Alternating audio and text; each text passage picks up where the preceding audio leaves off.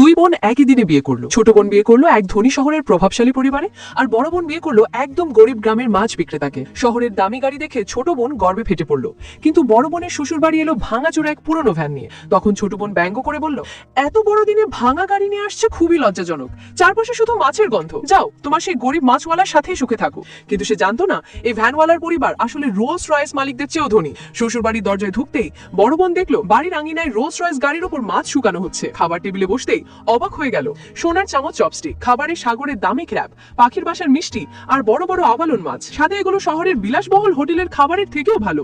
মেয়েটি সন্দেহে পড়ে গেল, স্বামীকে সত্যি শুধু মাছওয়ালা? ঠিক তখনই স্বামী তাকে দিল নতুন বরের উপহার, মাছের আশে মোড়ানো এক পুটলি। মেয়েটি ভেবেছিল ভিতরে হয়তো মাছই থাকবে, তাই বিব্রত মুখে হেসে দিয়ে নিল, কিন্তু খুলতেই চমকে উঠল, ভিতরে সোনার বালা ভর্তি। শাশুড়ি ভেবে নিল মেয়েটি এসব পছন্দ করছে না, তাই ছেলেকে বকতে লাগলো, তোর বউকে খুশি করার মতো কিছু আনতে পারলি না, সারা জীবন কৃপণতা করিস। এরপর ছেলেটি আবার ছোট্ট এক বাক্স বের করলো, ভিতরে চকচকে হীরার শাড়ি। মেয়েটির চোখ বিস্ফারিত, তোমরা সত্যি শুধু মাছ বিক্রেতা?